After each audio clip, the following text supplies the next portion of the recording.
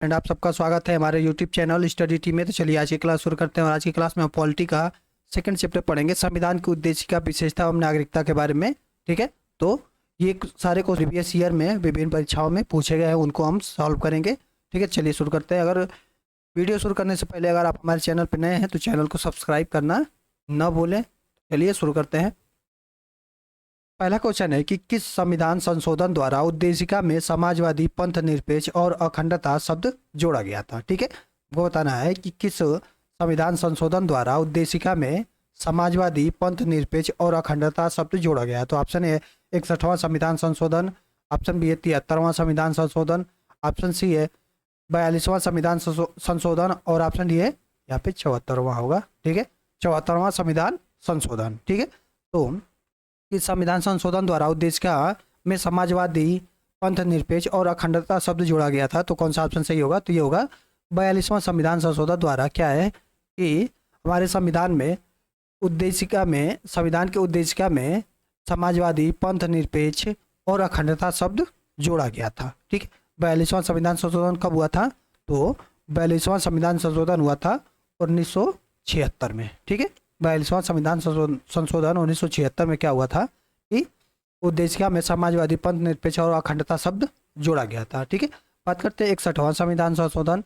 61वां संविधान संशोधन कब हुआ था? तो ये 1989 में हुआ था। 1989 में हुआ था। और इसमें क्या हुआ था? तो इसमें मतदान की न्यूनतम आयु कितनी वर्ष कर दी गई थी? तो 18 वर्ष कर दी गई थी। मतदान की न्यूनतम आयु 18 वर्ष कर की गई थी। ठीक है, 73वां संविधान संशोधन कब हुआ था? तो 73वां संविधान संशोधन हुआ था हमारा 1992 में। ठीक है, 1992 में 73वां संविधान संशोधन हुआ था। और 73वें संविधान संशोधन में क्या हुआ था? तो इसमें हुआ था कि पंचायती राज संस्थान की स्थापना की गई थी। पंचायती राज संस्थान की स्थापना की गई थी। पंचायती राज संस्थान की स्थापना की गई थी। और क्या हुआ था? तो इसमें भाग 9 जोड़ा गया था। और इसमें भाग 9 भी जोड़ा गया था जो और इसमें क्या जोड़ा गया था? तो 11वीं अनुसूची 73वें संविधान संशोधन द्वारा जोड़ी गई थी। 11वीं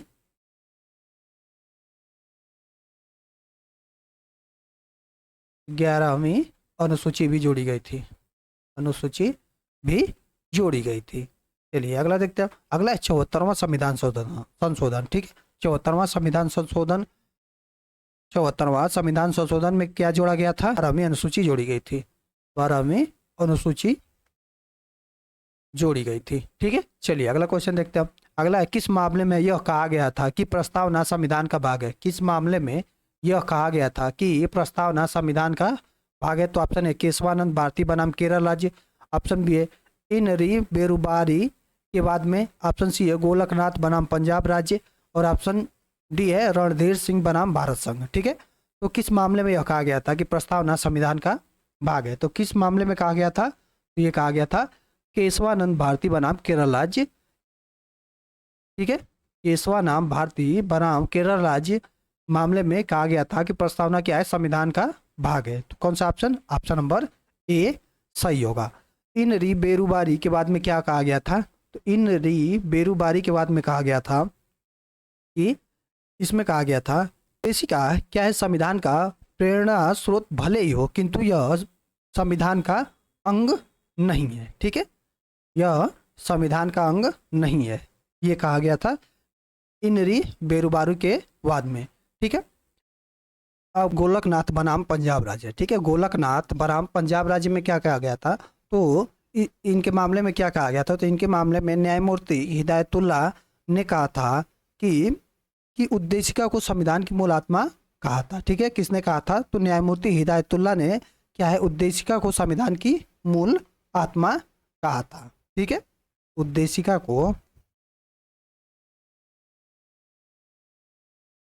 को संविधान की मूल आत्मा, संविधान की मूल आत्मा, ठीक है, मूल आत्मा कहा गया था।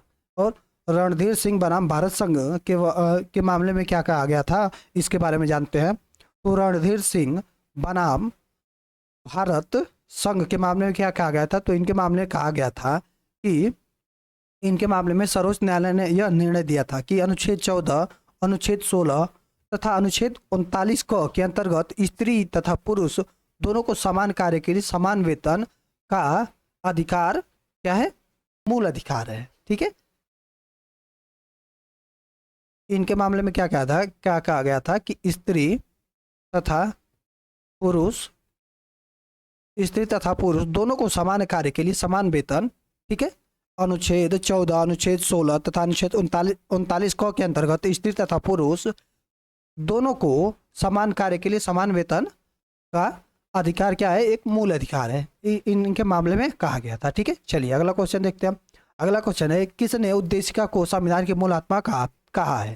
ठीक है, किसने उद्देशिका को संविधान की मूल आत्मा कहा है, तो option A doctor Bhimrao Ambedkar, option B Hidayatullah, option C है जवाहरलाल नेहरू और ऑप्शन डी है महात्मा गांधी। ठीक है, तो किसने उद्देशिका को संविधान की मूल आत्मा कहा है, तो अभी हमने पीछे बताया कि न्यायमूर्ति हिदायतुल्लाह ने क्या है, न्यायमूर्ति हिदायतुल्लाह ने गोलका नाथ बनाम पंजाब राज्य के प्रकरण में क्या कहा था कि उद्देशिका को संविधान की मूल आत्मा कहा था। ठीक है, तो ऑप्शन नंबर बी सही होगा। अगला क्वेश्चन है, उद्देशिका में निहित आधारभूत ढांचे की अवधारणा का निर्धारण किस वाद में किया गया था। ठीक है, उद्देशिका में निहित आधारभूत ढांचे की अवधारणा का निर्धारण किस वाद में किया गया था, हमको बताना है।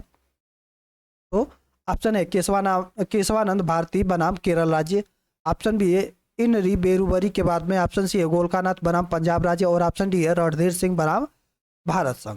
तो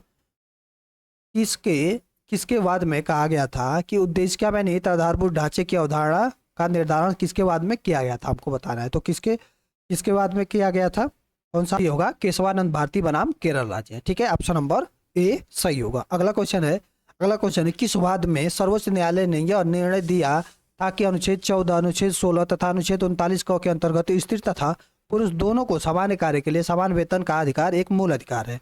ठीक है, यहाँ पे हमने अभी पीछे हमने बताया कि किसके बाद में सर्वोच्च न्यायालय ने यह निर्णय दिया कि अनुच्छेद 14, अनुच्छेद 16 तथा अनुच्छेद 39 क के अंतर्गत स्त्री और पुरुष दोनों को समान कार्य के लिए समान वेतन का अधिकार एक मूल अधिकार है। ठीक है, तो ऑप्शन है केशवानंद भारती बनाम केरल राज्य, ऑप्शन बी है इन री बेरुबारी के बाद में, ऑप्शन सी है गोलकानाथ बनाम पंजाब राज्य और ऑप्शन डी है रणधीर सिंह बनाम भारत संघ। तो किसके बाद में कहा गया था, तो ये कहा गया था रणधीर सिंह बनाम भारत संघ के बाद में क्या कहा था कि सर्वोच्च न्यायालय ने यह निर्णय दिया था कि अनुच्छेद 14, अनुच्छेद 16 तथा अनुच्छेद 39 के अंतर्गत स्त्री तथा पुरुष दोनों को समान कार्य के लिए समान वेतन का अधिकार एक मूल अधिकार है। ठीक है, चलिए आगे देखते हैं।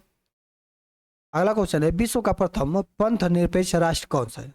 ठीक है, विश्व का प्रथम पंथ निरपेक्ष राष्ट्र कौन है, तो ऑप्शन है यूएसए, ऑप्शन बी है भारत, ऑप्शन सी है ब्रिटेन और ऑप्शन डी है रूस। तो विश्व का प्रथम पंथ निरपेक्ष राष्ट्र कौन है, तो है यूएसए। ऑप्शन नंबर ए सही होगा। चलिए अगला देखते हैं। अगला है, किसका कथन है कि संविधान शरीर है तो प्रस्तावना उसकी आत्मा। ठीक है, प्रस्तावना आधारशिला है तो संविधान उस पर खड़ी अट्टालिका। ठीक है, किसका कथन है, तो ऑप्शन है सुभाष कश्यप, ऑप्शन बी है doctor Bhimrao Ambedkar, option C है जवाहरलाल नेहरू और ऑप्शन डी है सरदार पटेल। ठीक है, तो किसका कथन है कि संविधान शरीर है तो प्रस्तावना उसकी आत्मा, और प्रस्तावना आधारशिला है तो संविधान उस पर खड़ी अट्टालिका है। तो किसका ये कथन है, तो यह सुभाष कश्यप जी का कथन है। ठीक है, ऑप्शन नंबर ए सही होगा। अगला क्वेश्चन है कि विधि दिवस कब मनाया जाता है। ठीक है, विधि दिवस कब मनाया जाता है, तो ऑप्शन है 26 नवंबर, ऑप्शन बी है 26 जनवरी, ऑप्शन सी है 26 जुलाई और ऑप्शन डी है 26 दिसंबर। तो विधि दिवस किस दिन मनाया जाता है, तो विधि दिवस 26 नवंबर को मनाया जाता है। ठीक है, ऑप्शन नंबर ए सही होगा। ठीक है, 26 नवंबर को क्या हुआ, तो 26 नवंबर 1949 को क्या है कि संविधान सभा ने संविधान को क्या किया था, अंगीकृत तथा अधिनियमित करके ये राष्ट्र को समर्पित किया था। इसलिए 26 नवंबर को हम क्या बनाते हैं, विधि दिवस के रूप में मनाते हैं। चलिए अगला क्वेश्चन देखते हैं। अगला है, भारत के मूल संविधान में कुल कितने अनुच्छेद, कितनी अनुसूचियां और कितने भाग थे। ठीक है, भारत के मूल संविधान में कुल कितने अनुच्छेद, कितनी अनुसूचियां और कितने भाग थे, तो ऑप्शन है 395 अनुच्छेद, 8 अनुसूची और 22 भाग। ठीक है, अनुसूची। ऑप्शन बी है 395 अनुच्छेद 12 अनुसूची 22 भाग। ऑप्शन सी है 470 अनुच्छेद 12 अनुसूची और 25 भाग। और ऑप्शन डी है 470 अनुच्छेद 12 अनुसूची और 22 भाग। ठीक है, तो मूल संविधान में कुल कितने अनुच्छेद और कितनी अनुसूचियां और कितने भाग थे? तो मूल संविधान में 395 अनुच्छेद, 8 अनुसूचियां और 22 भाग थे। ठीक है, ऑप्शन नंबर ए सही होगा। ठीक है, मूल संविधान में कितने थे? तो 395 अनुच्छेद, 8 अनुसूचियां और 22 भाग थे। बात करें कि वर्तमान संविधान में कुल कितने अनुच्छेद, कितनी अनुसूचियां और कितने भाग है? तो ये है 470 अनुच्छेद, 12 अनुसूची और 22 भाग है। ये वर्तमान संविधान में 470 अनुच्छेद, 12 अनुसूचियां और 25 भाग है। ठीक है, बात करते हैं कि जो अनुच्छेद 395 अनुच्छेद, 8 अनुसूचियां और 22 भाग थे। ठीक है, तो 9वीं अनुसूची कब जोड़ी गई थी इसके बारे में हम जानते हैं। ठीक है, 9वीं अनुसूची कब जोड़ी गई थी? तो 9वीं अनुसूची कब जोड़ी गई थी? तो प्रथम संविधान संशोधन 1991 में जोड़ी गई थी। ठीक है, प्रथम संविधान संशोधन 1951 में जोड़ी गई थी। ठीक है, 10वीं अनुसूची कब जोड़ी गई थी? 10वीं अनुसूची कब जोड़ी गई थी? तो 10वीं अनुसूची 52वें संविधान संशोधन 1985 में जोड़ी गई थी। 52वें संविधान संशोधन 1985 में जोड़ी गई थी। 1985 में जोड़ी गई थी। 11वीं अनुसूची कब जोड़ी गई थी? 11वीं अनुसूची कब जोड़ी गई थी? तो 11वीं अनुसूची जोड़ी गई थी 73वें संविधान संशोधन 1992 में। ठीक है, 73वें संविधान संशोधन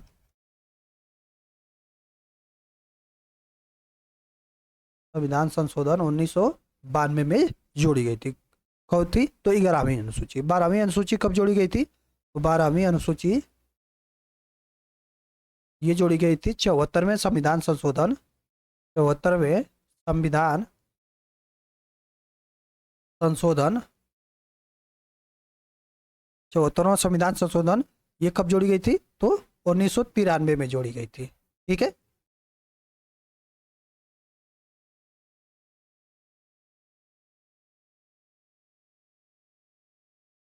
ठीक है, तो ये हमने जाना कि 9वीं अनुसूची, 10वीं अनुसूची और 11वीं अनुसूची और 12वीं अनुसूची कब जोड़ी गई थी, किस संविधान संशोधन में जोड़ा गया था। चलिए अगला क्वेश्चन देखते हैं।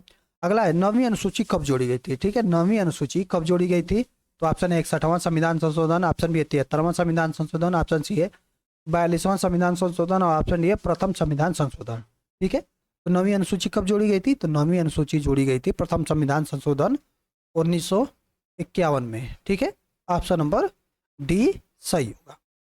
42वां संविधान संशोधन कब हुआ था? तो 42वां संविधान संशोधन कब हुआ था? तो ये हुआ था 1976 में। ठीक है, 42वां संविधान संशोधन कब हुआ था? तो ये 1976 में हुआ था। 73वां संविधान संशोधन कब हुआ था? तो ये 73वां संविधान संशोधन कब हुआ था? तो ये 1992 में हुआ था। ठीक है, 1992 में हुआ था। ठीक है, 1992 में क्या हुआ था? 73वां संविधान। 61वां संविधान संशोधन कब हुआ था? तो ये 1989 में हुआ था। इसमें क्या हुआ था कि इसमें मतदान की न्यूनतम आयु कितने वर्ष की गई थी? तो ये 18 वर्ष की गई थी। 73वें संविधान संशोधन में क्या जोड़ा गया था? तो 11वीं अनुसूची 73वें संविधान संशोधन में जोड़ी गई थी। 42वें संविधान संशोधन में क्या क्या क्या जोड़ा गया था? तो ये 42वें संविधान संशोधन में समाजवादी, पंथ निरपेक्ष और अखंडता शब्द जोड़ा गया था 42वें संविधान संशोधन में। ठीक है, चलिए अगला देखते हैं।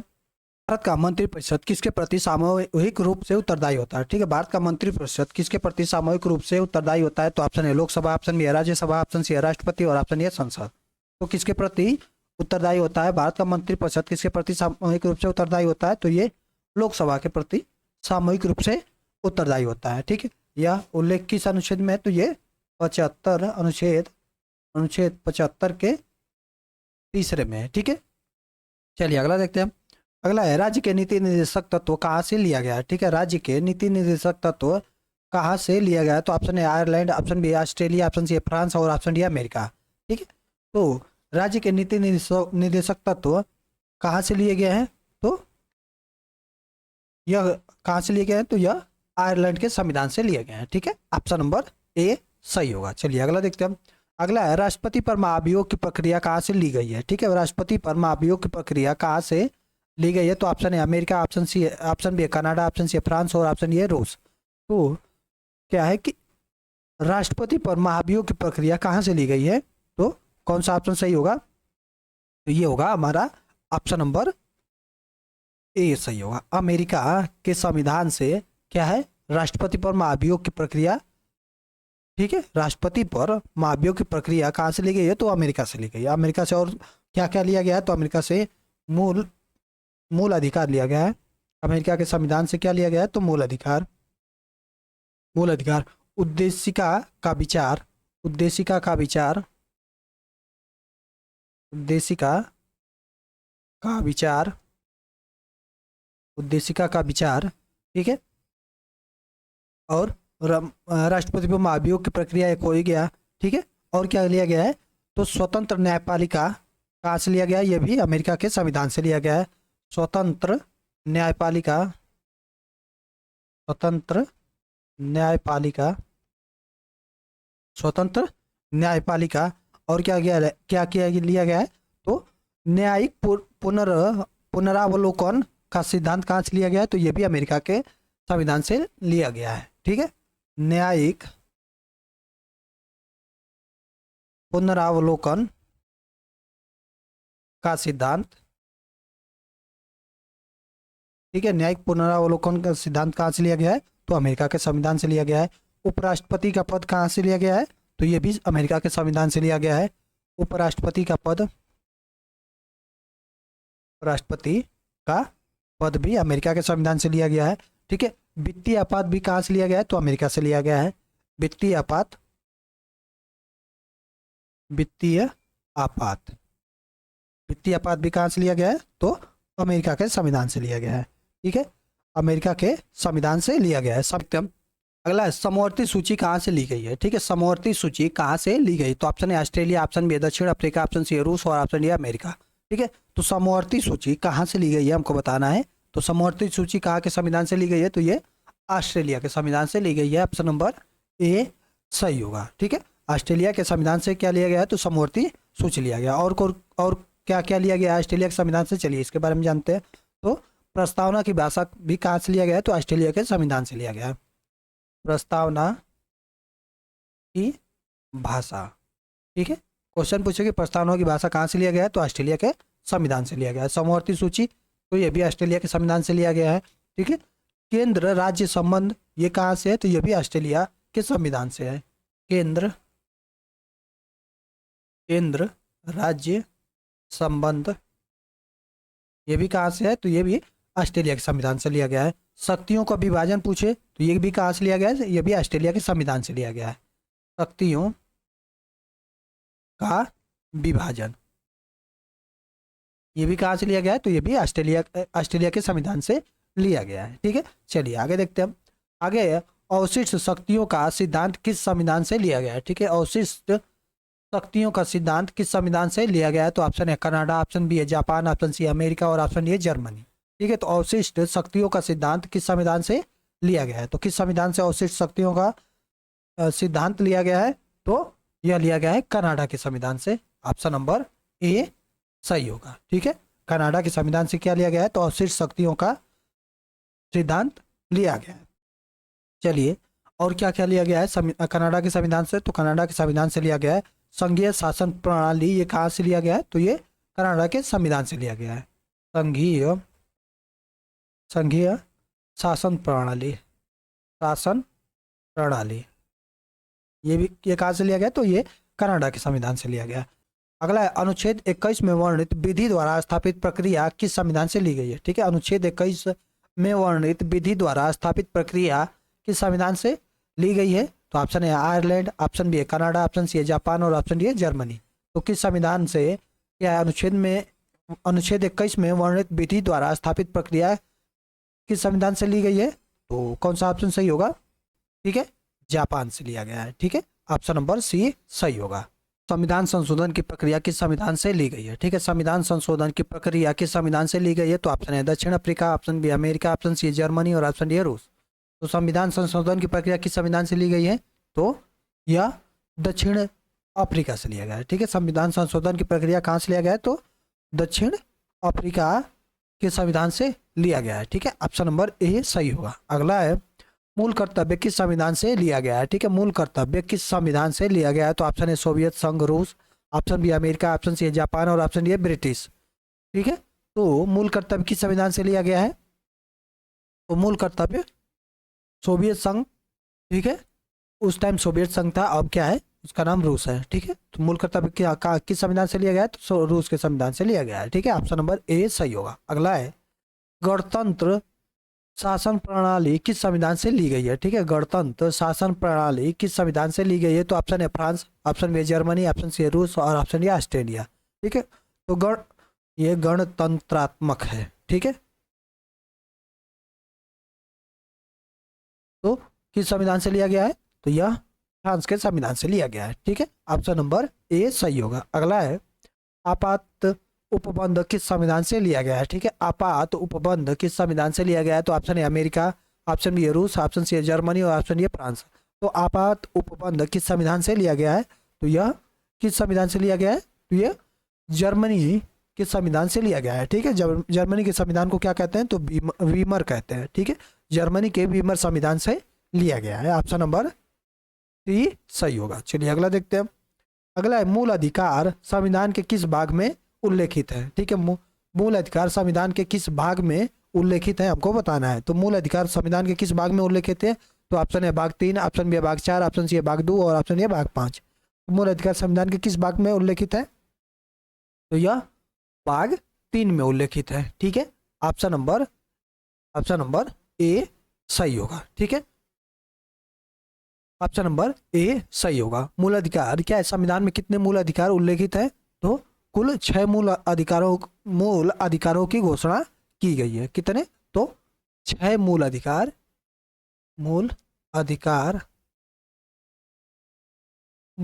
की घोषणा की गई है। ठीक है, 6 मूल अधिकारों की घोषणा की गई है। संविधान क्या होता है, क्या था कि संविधान द्वारा नागरिकों को कितने मूल अधिकार, जब संविधान बना था तो कितने मूल अधिकार प्राप्त थे? तो 7 मूल अधिकार प्राप्त थे। ठीक है, 7 मूल अधिकार प्रदान किए गए थे। लेकिन क्या हुआ था कि 44वें संविधान संशोधन अधिनियम 1978 द्वारा क्या हुआ था कि संपत्ति के मूल अधिकार को भाग 3 से हटाकर किसमें अनुच्छेद 300 क के अंतर्गत क्या बना दिया गया था? विधि अधिकार के रूप में उसको उस वहां पे डाल दिया गया था। ठीक है, तो किस संविधान संशोधन द्वारा, ठीक है, 44वें संविधान संशोधन द्वारा 44वें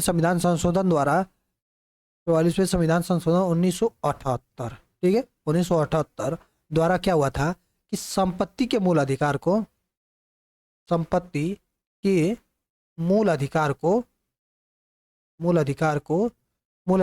भाग 3 से हटाकर किस अनुच्छेद में डाल दिया गया था? तो अनुच्छेद 300 क के अंतर्गत डाल दिया गया था। और 300 क के अंतर्गत अब संपत्ति का मूल अधिकार क्या हो गया था? संपत्ति के मूल अधिकार को हटा के संपत्ति का यह क्या हो गया था? तो ये विधिक अधिकार हो गया था। ठीक है, यह क्या हो गया था? तो विधिक अधिकार हो गया था। विधिक अधिकार, संपत्ति के मूल अधिकार को हटा के ये क्या बना दिया गया था? तो विधिक अधिकार बना दिया गया था। चलिए अगला देखते हैं हम। अगला है राज्य के नीति निर्देशक तत्व संविधान के किस भाग में उल्लेखित है? ठीक है, राज्य के नीति निर्देशक तत्व संविधान के किस भाग में उल्लेखित है? तो ऑप्शन है भाग 1, ऑप्शन बी भाग 3, ऑप्शन सी भाग 4 और ऑप्शन ए भाग 5। ठीक है, तो नीति निर्देशक तत्व संविधान के किस भाग में उल्लेखित है? तो ये भाग 4 में उल्लेखित है। ठीक है, ऑप्शन नंबर ए सही होगा। भाग 4 में क्या है? अनुच्छेद 36 से लेके 51 तक में क्या है? नीति निर्देशक तत्वों को क्या है? उल्लेखित किया गया है। भाग 4 के अनुच्छेद 36 से 51 के बीच में इनको उल्लेखित किया गया है। चलिए अगला देखते हैं हम। अगला है मूल कर्तव्य को संविधान के किस भाग में उल्लेखित किया गया है। ठीक है, मूल कर्तव्य को संविधान के किस भाग में उल्लेखित किया गया है। तो ऑप्शन है भाग 3 का, ऑप्शन बी है भाग 4 का, ऑप्शन सी है भाग 5 का और ऑप्शन ए भाग 2 का। ठीक है, तो किस भाग में क्या है मूल कर्तव्य को उल्लेखित किया गया है, तो कौन सा ऑप्शन, तो ये होगा ऑप्शन नंबर बी भाग 4 क में क्या है, भाग 4 क और अनुच्छेद 51 क में क्या है मूल कर्तव्य को उल्लेखित किया गया है। ठीक है, अनुच्छेद 51 क भाग 4 क ये अनुच्छेद 51 क में उल्लेखित किया गया है। ठीक है, बात करते हैं कि मूल कर्तव्य को किस संविधान संशोधन द्वारा जोड़ा गया था। ठीक है, तो मूल कर्तव्य को क्या है कि 42वें संविधान संशोधन अधिनियम 1976 द्वारा संविधान के क्या है, संविधान के भाग 4 क और अनुच्छेद 51 क को जोड़कर कुल कितने मौलिक कर्तव्य शामिल किए गए थे, तो कुल 10 मौलिक कर्तव्य शामिल किए गए थे। 10 मौलिक कर्तव्य 10 मौलिक कर्तव्य शामिल किए गए थे किस, तो ये 42वें संविधान संशोधन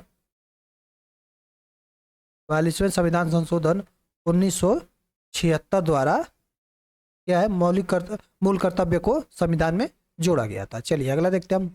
अगला है किस संविधान संशोधन द्वारा मूल कर्तव्य को संविधान में जोड़ा गया था। ठीक है, अभी हमने बताया कि संविधान संशोधन द्वारा मूल कर्तव्य को संविधान में जोड़ा गया था। तो ऑप्शन है 42वां संविधान संशोधन, ऑप्शन बी 61वां संविधान संशोधन, ऑप्शन सी 73वां संविधान संशोधन और ऑप्शन ए 52वां संविधान संशोधन। तो इस संविधान संशोधन द्वारा तो यह है 42वां संविधान संशोधन, ऑप्शन नंबर ए सही होगा। 42वां संविधान संशोधन 1976 द्वारा जोड़ा गया था।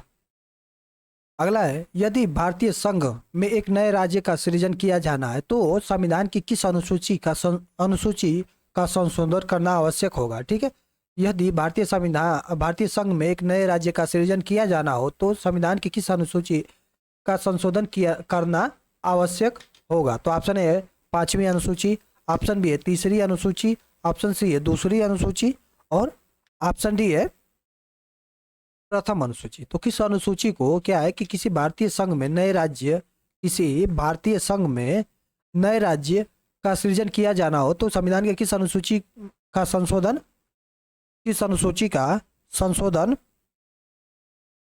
करना आवश्यक होगा। कौन सा ऑप्शन सही होगा इसमें, तो इसमें होगा हमारा ऑप्शन नंबर डी सही होगा। ठीक है, ऑप्शन नंबर डी सही होगा। ऑप्शन नंबर डी प्रथम अनुसूची का संशोधन करना आवश्यक होगा। ठीक है, चलिए अगला देखते हैं हम। अगला है भाषा के आधार पर राज्यों के गठन हेतु राज्य पुनर्गठन आयोग की स्थापना कब की गई थी। ठीक है, भाषा के आधार पर राज्यों का पुनर्गठन हेतु राज्य पुनर्गठन आयोग की स्थापना कब की गई थी। तो ऑप्शन है 1856, ऑप्शन बी 1953, ऑप्शन सी 1957 और ऑप्शन ए 1960। तो भाषा के आधार पर राज्य के पुनर्गठन हेतु राज्य पुनर्गठन आयोग का गठन कब किया गया था, इसमें होगा हमारा ऑप्शन नंबर कौन सही होगा, तो ये होगा 1953 में किया गया था। ठीक है, राज्य पुनर्गठन आयोग की स्थापना कब की गई थी, तो 1953 में की गई थी। ऑप्शन नंबर बी सही होगा। अगला है भारतीय संघ के अंतर्गत किसी राज्य को मिलाने का अधिकार किसको है। ठीक है, भारतीय संघ के अंतर्गत किसी राज्य को मिलाने का अधिकार किसको है। तो ऑप्शन है भारत के राष्ट्रपति को, ऑप्शन बी है प्रधानमंत्री को, ऑप्शन सी है संसद को और ऑप्शन ए सर्वोच्च न्यायालय को। तो किसको है, भारतीय संघ के अंतर्गत किसी राज्य को मिलाने का अधिकार किसको है, तो वो है संसद को है। ठीक है, ऑप्शन नंबर सी सही होगा। ऑप्शन नंबर सी सही होगा। चलिए अगला देखते हैं हम। अगला है भारत में राज्य पुनर्गठन आयोग की संतुष्टि के आधार पर राज्य का पुनर्गठन किस वर्ष किया गया। ठीक है, भारत में राज्य पुनर्गठन आयोग की संतुष्टि के आधार पर राज्य का पुनर्गठन किस वर्ष किया गया। तो ऑप्शन है 1947, ऑप्शन बी 1951, ऑप्शन सी 1966 और ऑप्शन ए 1956। तो किस वर्ष किया गया था, तो यह 1956 में किया गया था। ऑप्शन नंबर डी सही होगा। चलिए अगला देखते हैं हम। अगला है आंध्र प्रदेश एक भाषाई राज्य के रूप में गठित किया गया। ठीक है, आंध्र प्रदेश एक भाषाई राज्य के रूप में कब गठित किया गया हमको बताना है। तो ऑप्शन है 1950 में, ऑप्शन बी 1953 में, ऑप्शन सी 1956 में और ऑप्शन ए 1961 में। तो किस वर्ष क्या है, आंध्र प्रदेश एक भाषाई राज्य के रूप में किस वर्ष गठित किया गया? तो कौन सा ऑप्शन सही होगा इसमें? तो ये होगा 1953 में गठित किया गया था। ऑप्शन नंबर बी सही होगा। अगला है, भाषाई आधार पर भारत में सर्वप्रथम किस राज्य का गठन किया गया? ठीक है, भाषाई आधार पर सर्वप्रथम भारत में सर्वप्रथम किस राज्य का गठन किया गया? तो ऑप्शन है Paschim Bangal, option B Punjab, option C Tamil Nadu, option D Andhra Pradesh. तो अभी हमने बताया, तो कौन सा होगा? तो ये होगा Andhra Pradesh. Option number D सही होगा। चलिए अगला देखते हैं हम। अगला है, सिक्किम भारत का एक सह राज्य बनाया गया। ठीक है, सिक्किम भारत का एक सह राज्य कब बनाया गया हमको बताना है। तो ऑप्शन है 30वें संशोधन के अंतर्गत, ऑप्शन बी 32वें संशोधन के अंतर्गत, ऑप्शन सी है 35वें संशोधन के अंतर्गत और ऑप्शन डी 42वें संशोधन के अंतर्गत। तो सिक्किम भारत का एक सह राज्य कब बनाया गया? कौन सा ऑप्शन सही होगा इसमें? तो ये होगा 35वें संशोधन के अंतर्गत क्या है, सिक्किम को भारत का एक सह राज्य बनाया गया। ठीक है, चलिए अगला देखते हैं। अगला, निम्नलिखित संविधान संशोधन में से किसके द्वारा सिक्किम को विधिवत भारत संघ में एक पूर्ण राज्य के रूप में सम्मिलित किया गया? ठीक है, निम्नलिखित में से संविधान संशोधन में किसके द्वारा सिक्किम को विधिवत भारत संघ के एक पूर्ण राज्य के रूप में सम्मिलित किया गया? तो ऑप्शन है 34वें, ऑप्शन बी 35वें, ऑप्शन सी है 36वें और ऑप्शन डी है 37वें। तो किस संविधान संशोधन द्वारा क्या है, संविधान को विधिवत भारत संघ में एक पूर्ण राज्य के रूप में सम्मिलित किया गया? तो कौन सा ऑप्शन सही होगा इसमें? तो ये होगा 36वें। ठीक है, ऑप्शन नंबर सी सही होगा। अगला है, लोकसभा में संघीय क्षेत्र के लिए कितनी सीटें आरक्षित रखी गई है? ठीक है, लोकसभा में संघीय क्षेत्र के लिए कितनी सीटें आरक्षित रखी गई है? तो ऑप्शन है 30, ऑप्शन बी है 27, ऑप्शन सी है 25 और ऑप्शन डी है 20। तो कितनी सीटें आरक्षित रखी गई है? कौन सा ऑप्शन सही होगा इसमें? तो इसमें होगा 20 सीटें आरक्षित रखी गई है। ऑप्शन नंबर डी सही होगा। ठीक है, ऑप्शन नंबर डी सही होगा। तो चलिए आज की इस वीडियो में इतना ही। अगर आपको वीडियो अच्छी लगी हो तो वीडियो को लाइक करें और चैनल को सब्सक्राइब जरूर करें।